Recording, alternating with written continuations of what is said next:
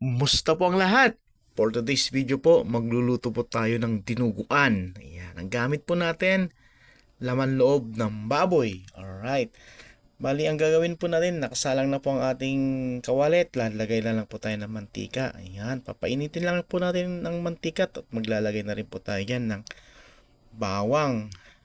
Aha, ayan.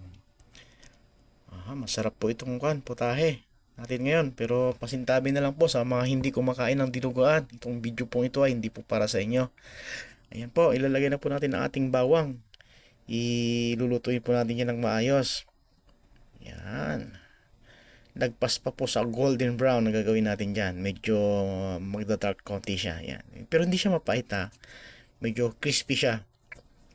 Yan. Medyo maraming bawang po nilagay natin. Kalahating buong bawang po nilagay natin. Ayan. Yun. Yung iba nagbabrown na pero ayan.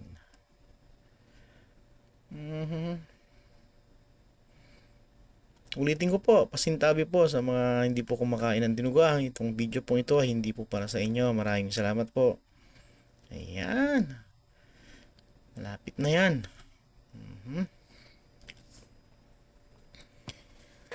Yan. Ang dinuguan po namin pag kami nagluto mga Ilocano, yung mga tuyo po, hindi po siya may sabaw. Ganun po kami mga Ilocano. Yan. Pwede na. Nilalagay na rin po natin ang ating sibuyas. Ang ating ingredients po, ayan po. Bawang, sibuyas, paminta. Ayan po. At ilalagay na rin po natin dyan ang ating mga hiniwang laman loob ng baboy. Halo-halo po ito. Ayan po. Laman loob ng baboy. Tapos yan, halo-haloin. Yan.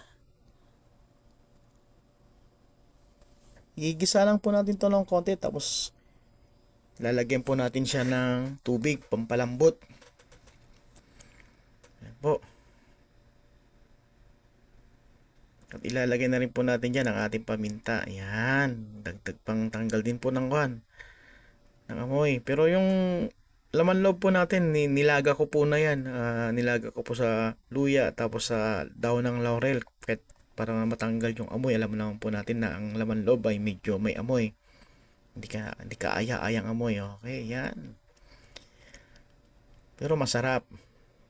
Basta linisan lang ng maayos. Kasi ang ginamit kong sangkap dyan ay isaw ng baboy, yung medyo malaking bituka ng baboy, tapos yung tito, yung laman lagay ng yung parang tiyan ng baboy, ganun po. Ayan. Kaya po kailangan po natin siyang palambutin ng palambutin. Ayan po, maglalagay na rin po tayo dyan ng tubig. Ayan. Ayan po, pampalambot po.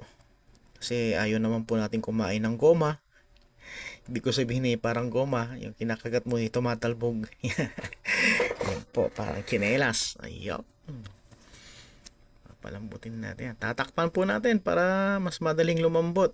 Ayan po. Yan, antay-antay lang tayo. Siguro palalambutin natin to ng mga 30 to 40 minutes. Ayan po siya, kumukulo na po siya. Halu-haluin lang po natin para yung nasa ilalim may pumaibabaw. Ayan. Masarap po ito.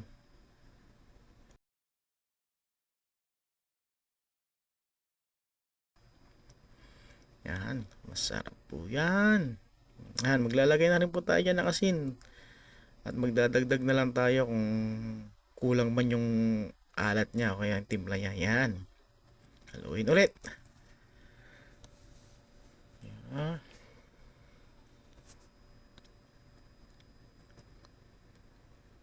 Tatakpan po ulit natin.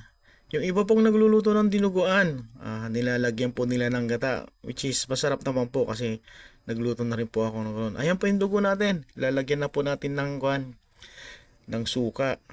So, purong dugo po yan. Ayan, lalagyan natin ng suka. Ayan, okay na po yan. Okay. Ayan. Titignan ulit natin. Ayun, medyo konti na po ang ating sabaw. Medyo kung na po ito, lumagpas na po siya ng 30 minutes. Nasa 35 minutes po natin siyang pinakuluan. Ayan. Ngayon, kung mapapansin po natin, tuyo na po siya.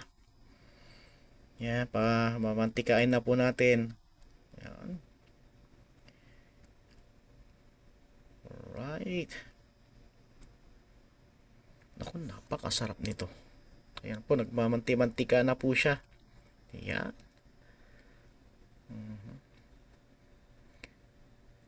Mas masarap po yung ganyan, yung pinagmamantika yung mga laman loob kaysa sa hindi. May kisa lang ng konti. Mas maganda na po ng ganyan, pinapamantika. Ayan. Ilalagay na rin po natin dyan ang ating dugo. Yung dugo po, samahan po natin yan ng halo. Huwag po nating papabayaan kasi pag hindi natin hinalo-halo, pag nandun na sa kawali, bubuo po yan. Para pong Betamax ang tinaisip. Yung sinasabi ko po yung binibilison sa barbecue na nakatuhog yon. Yan po. Parang gagawin po natin dyan. Pagkatapos ilagay yung dugo, halu-haluin po natin. Tiyagaan natin sa paghalo. Ayan. Medyo marami po yung dugo natin pero sakto lang po yan.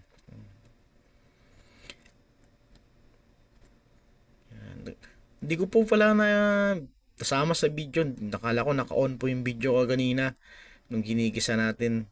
Yung pinapatuyuan na natin yung pinamamantika natin yung baboy.